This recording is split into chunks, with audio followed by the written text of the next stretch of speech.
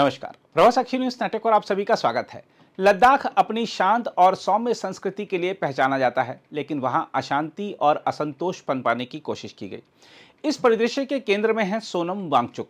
यह वही नाम है जो कभी शिक्षा सुधार और पर्यावरणीय नवाचार का प्रतीक था, पर आज शांति और व्यवस्था के लिए खतरे के रूप में देखा जा रहा है। हम आपको बता दें कि सोनम वांगचुक की प्रारंभिक छवि प्रेरक रही है। सेकमोल के माध्यम से उन्होंने शिक्षा को लद्दाख की स्थानीय आवश्यकताओं से जोड़ा और आइस स्तूपा जैसी तकनीक ने उन्हें अंतर्राष्ट्रीय पहचान दिलाई।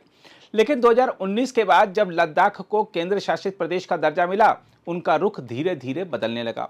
जो व्यक्ति पहले नई दिल्ली का समर्थक माना जाता था, वही अब सत्ता के खिलाफ मोर्चा खोलने लगा। सोनम वांगचुक ने लद्दाख की नाजुक पारिस्थितिकी के नाम पर बार बार अनशन और आंदोलन किए, परंतु यह भी तथ्य है कि उनके आंदोलनों ने स्थानीय युवाओं में असंतोष को हवा दी। हाल ही में हुई हिंसा में 4 निर्दोष जाने गईं, सैकड़ों घायल हुए और सरकारी संपत्ति को नुकसान पहुंचा। यह सब तब हुआ जब सोनम वांगचुक उपवास पर थे और उन्होंने कई बार उकसाने वाले बयान दिए। सवाल यह उठता है कि यदि आंदोलन केवल शांतिपूर्ण था, तो यह हिंसा क्यों और कैसे हुई? सबसे चिंताजनक पहलू यह है कि सोनम वांगचुक के एनजीओ सेकमोल और हिमालयन इंस्टीट्यूट ऑफ अल्टरनेटिव्स पर विदेशी धन के दुरुपयोग के आरोप लगे हैं। केंद्र सरकार ने उनके एनजीओ का एफसीआरए लाइसेंस रद्द किया और सीबीआई जांच शुरू की। यह तथ्य इस बात की ओर संकेत करता है कि उनके अभियानों को बाहरी शक्तियों से भी समर्थन मिल रहा था। जब राष्ट्र विरोधी तत्व देश की सीमाओं और संवेदनशील क्षेत्रों पर नजर गड़ाए हुए हों, तब इस तरह की विदेशी फंडिंग और संदिग्ध गतिविधियां गंभीर राष्ट्रीय सुरक्षा प्रश्न खड़े करती हैं। देखा जाए तो लद्दाख का भौगोलिक महत्व किसी से छिपा नहीं है। चीन और पाकिस्तान से घिरी इस संवेदनशील भूमि में किसी भी तरह की अस्थिरता सीधे राष्ट्रीय सुरक्षा को प्रभावित करती है।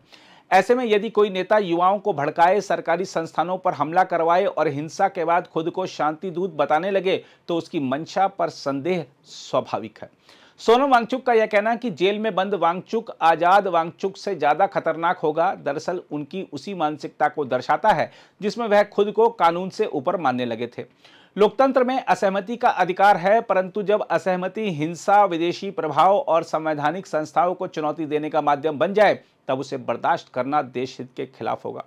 हम आपको यह बता दें कि कुछ राजनीतिक नेताओं ने सोनम वांगचुक की गिरफ्तारी पर आलोचना की है, परंतु यह बयानबाजी भी राजनीतिक स्वार्थ से प्रेरित लगती है। वास्तविकता यह है कि केंद्र ने कई दौर की बातचीत का प्रस्ताव रखा था, लेकिन आंदोलनकारी समूह बार बार शर्तें बदलते रहे।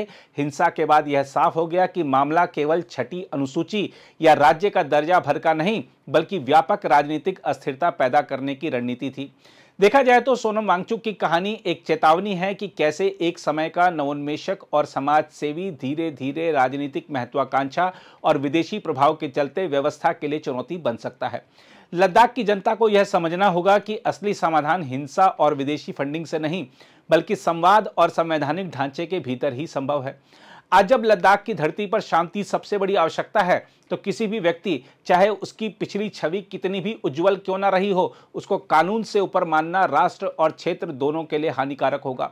सोनम वांगचुक की गिरफ्तारी इसी व्यापक राष्ट्रीय सुरक्षा दृष्टिकोण का हिस्सा है।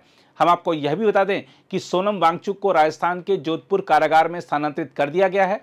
प्रशासन ने एहतियात के तौर पर लेह क्षेत्र में मोबाइल और इंटरनेट सेवाएं बंद कर दी हैं। अगर आप भी लेना चाहते हैं देश दुनिया की तमाम जानकारी, तो आज ही सब्सक्राइब करें हमारे चैनल को। साथ ही नीचे दिए बेल आइकन को जरूर दबाएं ताकि हर अपडेट आप तक पहुंच सके।